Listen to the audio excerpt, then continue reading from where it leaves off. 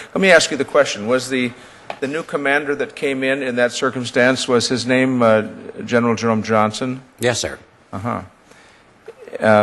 I know that only because that's the same general that was sent to testify here in the United States Senate to the Armed Services Committee to deny something that the Inspector General of the Defense Department said had happened and that we knew had happened and that we'd held a hearing on.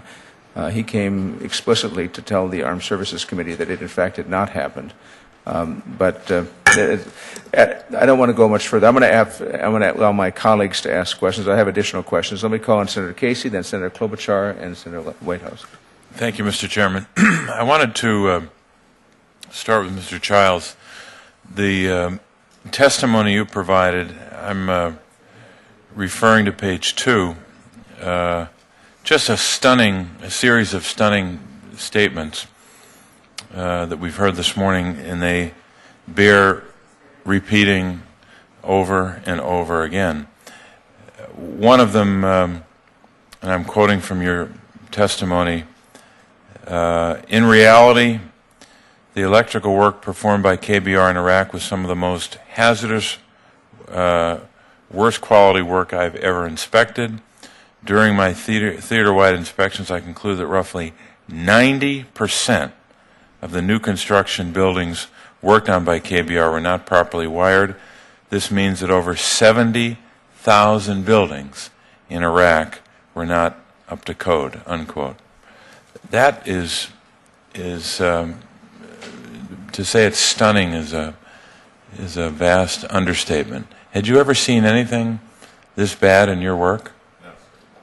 And what did they say to you when you were doing your own reviews and your own inspections? Did they ever say, "Well, we're short on expertise, or we're short on resources, or we have to do what we"? I mean, what do they say? Well, they had those excuses and many more. They never, came flat out and said, we just don't know what we're doing. But in my opinion, that's obviously what it was. They had people out there that had probably a little bit of electrical experience.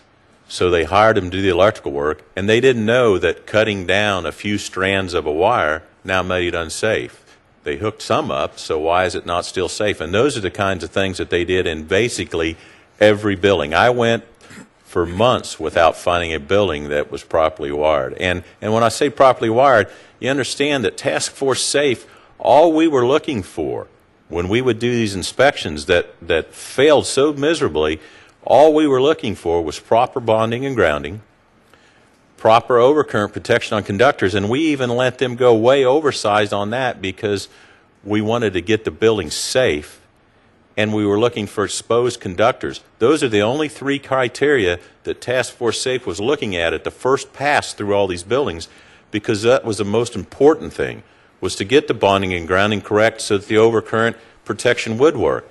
And we had a 50 to 70% failure rate, and a lot of these buildings were failing after KBR had went and completed work that we had flashed and told them was unsafe. They would go do the rework, tell us it was ready, we would go back and it was still unsafe. Mm-hmm.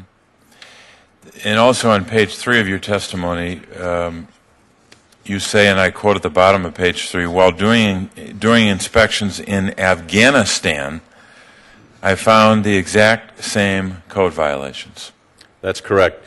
Colonel Gabbert and I, when we were in Afghanistan, I asked the electricians how they were doing on bonding and grounding, because that's the major thing that's missed everywhere, and that's what's causing fires and electrocutions. And they said, we had a problem and we're working on it. They took us over then to show us a new transformer and some distribution gear.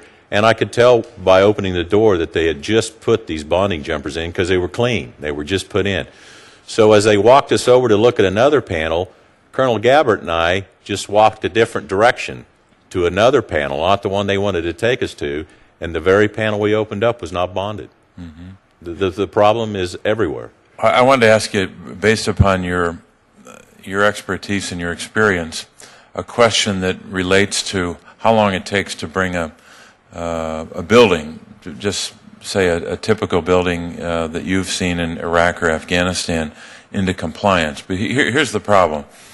General Petraeus and the task force, and this has been on the public record. The Associated Press wrote about this, about the number of buildings that had to be inspected and how they were doing on that list. It's about, and I'll get the number for the record, but it's about 80,000 inspections that have to take place. A couple of weeks ago, they were up to about 25,000, and again, they're not exact. And I realize these things take time, and we understand that. But based upon your experience, how long would it take to bring one building, just say a typical building that you've seen, how long would it take, how many hours, how many days, if it's that long, would it take to bring one building or one site into compliance? Well, if you're talking about bringing it to 100% code compliant, a lot of buildings would take weeks. Right. But we're not after 100%. We want to say that we are, but in reality, we can never do that. But what we want to do is just to make it safe, to make the overcurrent protection actually work if there is a short. And to do that, as far as just bonding a panel, they should be able to bond a panel and move on to the next building in an hour or less. An hour or less to correct. The bonding. Yes, sir, and that's what they're refusing to do. For instance, I just talked to Task Force Safe this week, and we had a LSA or a base that they had improperly sized this bonding jumper. All they needed to do was take their third country national who they have there and tell them, cut us a piece of wire this long, this gauge, hand it to a qualified electrician and put this new bonding jumper in, so it would have taken maybe 30 minutes per panel.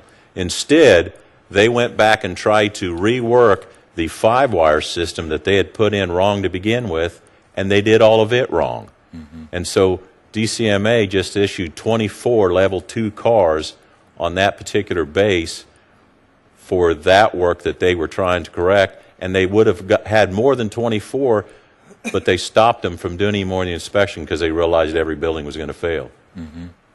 I know I want to get to our other colleagues. So I want to wrap up on my section here.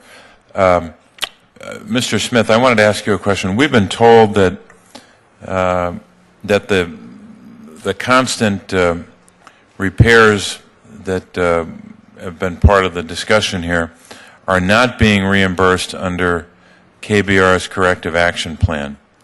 What can you tell us about that, if anything? I don't know the details. That's possible that the contracting officer would, at that point in time, note that the rework was unreasonable and direct that those payments not be made. Mm-hmm. DCAA is constantly auditing now. They're doing, they do a very good job. A lot of good people from DCAA working in theater. And they may be sending data to the contracting officer indicating, again, it's unreasonable to pay again and again for rework, and the contracting officer has the authority then to withhold those payments. So I would hope that's what's going on at this point in time. Mm-hmm.